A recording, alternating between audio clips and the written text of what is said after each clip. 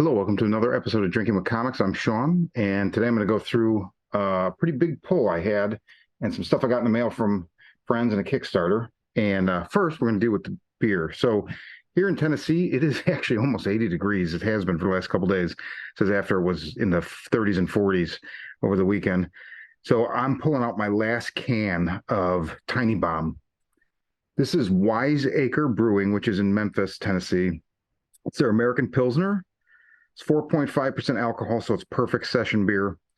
And this is a warm weather beer. And I'm sweating because when I record this, I close the windows and turn off the fan for the microphone's sake. So maybe the last one of the year, unless it stays this warm.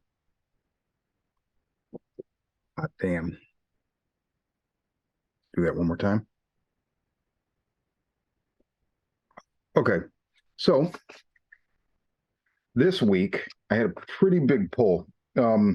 Big for me, I guess. There is one book that I'll be picking up. So I'm going to do an addendum episode sometime early next week because I'm going back to Chicago to Friday. It's Wednesday right now. I'm going back to Chicago Friday, and I have a secondary pull set up at Amazing Fantasy in Frankfurt. So I'll be getting a new issue of Enfield Gang Massacre, which is of that Texas blood tie-in that I've had a hard time getting here. So I put on a pull there. I'll be getting a couple issues of Garth Ennis's Ribbon Queen, and I forget what else. But so I'm looking forward to that, especially Enfield Gang Massacre, because I have not read it yet. But what I picked up today. So first thing I want to talk about often gets overshadowed. Teenage Mutant Ninja Turtles number 145. So this is the ongoing reboot that started in 2012. Kevin Eastman, Peter Laird is not involved or has been very sparingly so. This book has been phenomenal. I've gone on record before and will repeat, it's the best reboot I've ever seen. Takes nothing away from the original black and white Eastman and Laird comic, which I adore and was, instrumental in my being because of the 80s, early 80s, mid 80s. Finding it before TMNT became like a big thing for kids and whatnot. It was, kind of a more adult black and white book, indie comic. But they've done so well with this reboot, and it's been going, for what, 11 years now. And this is one I referenced when last month's came out, 144. It's one where I often fall behind for a couple issues and then read them to catch up. So I did do that. And starting with this 145, there's a banner at the top that says the road to issue 150 begins here. And they've only released two other covers so far that I've seen. They both have that on there. But so I made a bit of a prediction on my website, which is SeanCBaker.com. And that's, I think, what they're going to do. They've grown the family in a way where they added Jenica, the first female turtle. Now they have another turtle, Venus, who was one of the battle frogs that became a turtle. It sounds convoluted. It was actually really well done by the crazy doctor that had a severed human face taped over his rat body. I mean, there's themes in this book. It's not that it's not for kids, but it's not only for kids. So they do some stuff that I've been pretty surprised with. That was one of them. That doctor with the wearing somebody else's face, very Texas Chainsaw Massacre, obviously. But he was experimenting with the flesh of various mutants, and in the parlance of in the world of TMNT, mutant doesn't mean what it means in the X books. It means they were affected by mutagen, and usually it turns people into people-animal hybrids or vice versa, whatever. But so, and I actually thought it was really funny that they did this thing with the battle frogs, because right before they introduced that, I happened to be reading an old comic and saw an ad for an old original Nintendo game called something like Battletoads. And I remember thinking like, oh, it was such an obvious ripoff. And I think that was their way of addressing that in the book. So I thought that was super cool. But so this character is now another female turtle. And I got to tell you, this issue, it felt like Grant Morrison's Invisibles. They're mixing magic and tech in a way. I mean, it's not on that level exactly, but I feel like its influence is in here, and I didn't expect to see that in this book, especially not in 2023. Invisibles are, arguably one of the most influential comics of all time in some corners, and certainly Grant Morrison in general. But I just didn't expect that. And so there's, they have this, Donatello has this device set up where he's trying to create a wormhole. and he's using magic and technology, and they go so far as to say like magic and science or magic and technology are almost the same thing. They don't use the Arthur C. Clarke quote. Any significantly advanced act of science will seem as magic, or I'm paraphrasing, but they came pretty close, and I knew it was in their head. And there's like sigils protecting the space where they have this equipment, and yeah, I was really surprised by that. I really like this issue. It kind of rejuvenated me. And I didn't read the Armageddon game, the year-long event, and I feel like now I don't feel like I'm being penalized for that, but they're referring to events that happened in some of those ancillary titles that came along with that event, and I didn't see them. But I'm able to hang anyway, so it's not really that big a deal. But yeah, just man, I really liked this book. Next, so Jeff Lemire, Gabriel H. Walta, and Jordi Belair's Phantom Road came back with number 6 today. Dude, this book is like indie comics grindhouse. It starts and feels like a grindhouse horror title. It seems like it's very simple, but now we're getting shit with like the FBI and like a conspiracy, and I feel like there's a really big story building in this book, and I don't know. It's definitely every time an issue ends, I'm like, I need the next issue right now. So, Phantom wrote really like this book. We covered this on a Most Horrible Library recently. Just fantastic book, and so the trade for 1 through 5 is out, so you can easily grab that in 6, and you're good. Next, okay, this is going to end up being one of, if not my favorite comic published by the big two, well, really by Marvel, because I don't really read DC, but this year, and that is, you've heard me sing its praises before, X-Men Red. This book, I don't want to go spoilers. The stuff happening in this book. So now, not only do I see absolutely 100% Seven to Eternity, like it was an influence on this book, 100%. But all I'll say is I'm also seeing like old school Transformers influence. And I don't want to say too much about that because the ending, just when you get to the last page, you turn that page and get to the last page, you're going to be like, what the fuck? But Apocalypse is back and he's on Storm's side. He says he won't stand against his wife Genesis, but he won't stand beside her either. And so he helps Storm. And there's just so many interesting things going on in this book. And it just utilizes, hardly any X-Men characters that from like the original team. It's Storm, Roberto DaCosta, or Sunspot, and then Apocalypse.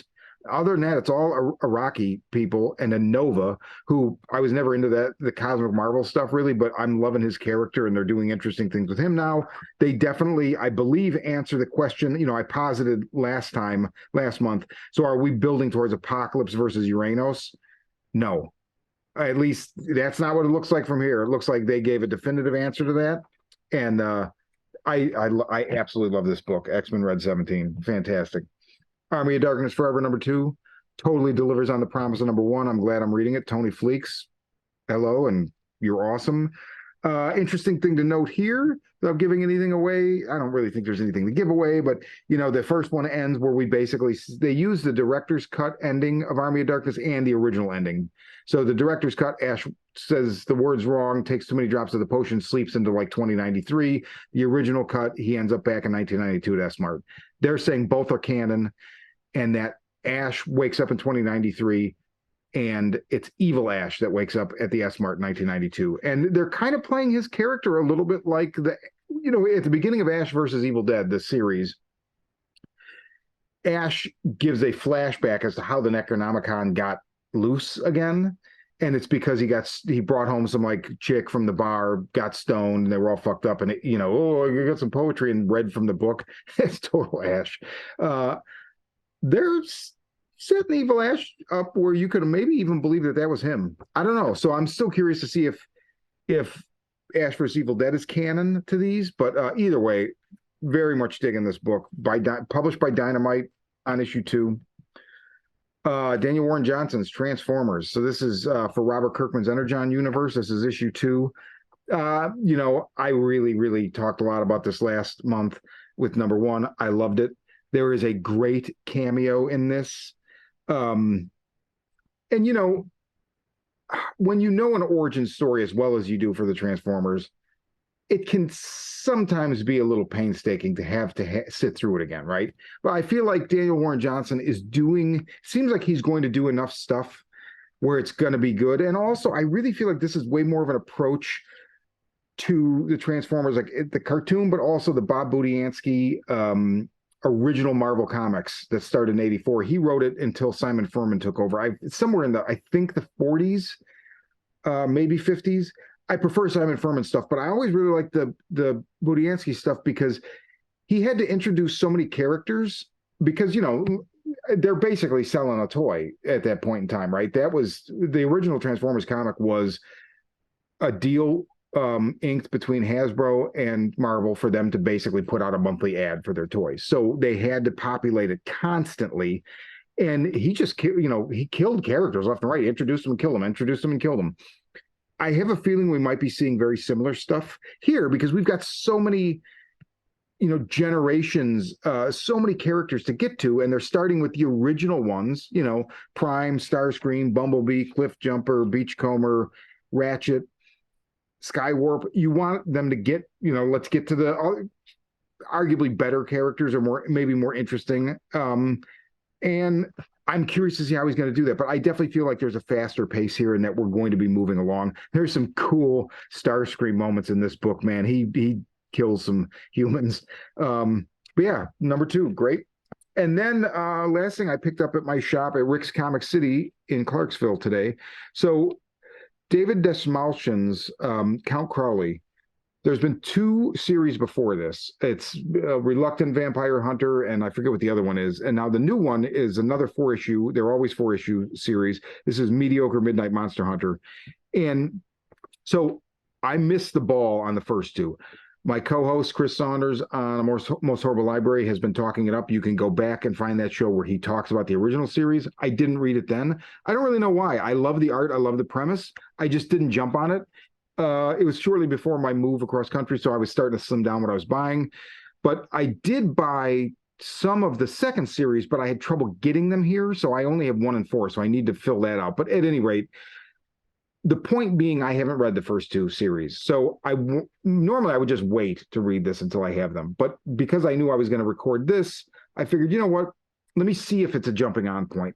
It kind of is. I mean, they do a whole thing at the beginning and it's done in rhyme. It's okay, but they bring you up to speed on everything. I think it's enough to get going. Although I know maybe more about this book than somebody that's never heard of it before does, just simply from kind of following it and following Desmalchin and from Chris talking about it on Most Horrible Library. So I definitely think, I think this book is great. I really like the art in these books a lot. Lucas Kettner, it reminds me of a book from I want to say it was 2008, 2009 called Witch Doctor that I loved. And there were 2 series and a special, and then it just disappeared. I loved that book so much. Can't remember the creators. I'll put up an image and it'll have their names on it. But such a good book. This reminds me of that a little bit. And, she's basically a horror host, like you're Elvira, you're Joe Bob. And she reluctantly took over the position because the guy that originally did it for her brother's TV station disappeared. So she gets fired because she's drunk and she's drinking on the job as a news anchor. And she begs to, I can't be unemployed. Please, I'll go to AA. And her brother says, well, you can take over this Count Crowley's position because we need somebody to host the horror matinees or the horror program late at night. And it turns out that it's actually a disguise for a monster hunter. So everybody that has had the Count Crowley mantle knows that monsters are real, that they're trying to destroy the human world, and that they have to be fought. So that's we pick up on that. This picks up cold open from must be the end of the last series. So even with the kind of the rhyming bits that bring you up to speed at the beginning, give you the general idea of the character in the book, I was a little lost. I think that had to do with the rhyming. That's why I was kind of I don't know that worked as well as they thought that it did. But anyway, I enjoyed reading the book, and I can't wait to read the other ones. So Count Crowley, Mediocre Midnight Monster Hunter. So real quick, my buddy Jesus in California sent me this. So this was, never heard of this, Wallbreaker Comics. It was a Kickstarter, apparently. I'm not really sure how Jesus found out about this, but it's a book called Devil's Reign, Reign. And it's 3 issues, and it was pretty good for a totally independent Kickstarted comic. I enjoyed it, read it very quickly. The only drawback is I looked around online. It doesn't look like this is from 2021, I believe. It doesn't look like they had anything after issue 3, and it's a cliffhanger. Like the story's nowhere near done. It's a world where at first I was like, is this a religious comic? Because it seemed like that Left Behind shit. Where the rapture happened and everybody that God didn't, take into his kingdom, all you sinners, you can stay on earth and have it as it falls apart. It seems like that's kind of where it's going, but it doesn't seem like it's coming from a religious perspective. Yeah, I don't know. It follows different people as it's almost like a hate virus is breaking out. But I guess from something I read, basically because there's a thing called the silence where all these people disappeared, like a large percent of the population. So therein is, I guess, your rapture, if that's what it actually is. And then the rest of the people, some of them are good people and some of them are not. And there's no reason for the people that aren't good people to disguise who they are anymore. So just all hell breaks loose. And it follows various characters. There's a prison guard in the middle of a prison riot. And there's another guy who gets some of his people, some of his family to a bunker that he knows about. And then other people show up and an argument ensues, whatnot. So yeah, I mean, it was very cool. Jesus, thank you very much. I just hope they do more with it because I feel like there's a bigger story here. And just to have the first 3, like, a little heartbreaking. And then finally, I had forgotten all about backing this. So David Lucarelli, he's been on previous iterations of this show before. He has a book, fantastic book, Tinsel. So here's the original. Originally, the first series was put up by Alterna Comics, and it's just fabulous. It got it received a lot of acclaim, and it deserved all of it. And now there is a second series, and this is the director's cut. So he kickstarted this. I don't even remember when, and I backed it, and it just came in the mail. So David, thank you.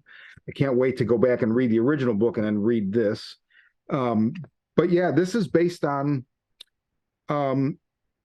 Well, I could put a link here to the previous episode where he talks about, but it's based on his mom and the way that police used to be in Universal City when it was kind of its own thing. If I'm getting that correct, it's something like that. But anyway, yeah, I mean, David Blake Lucarelli, just, the Children's Vampire Hunting Brigade will probably always be my favorite by him, but I really, really like this book. And Henry Ponciano's art is it's just perfect for this. So Tinseltown, Losing the Light, it's volume 2, director's cut. Just got this. I believe it's available on David's site. Maybe I'll see if he wants to be on the show and talk about that. So, but yeah, that's it. So that's this week's poll and some other goodies. And until next week.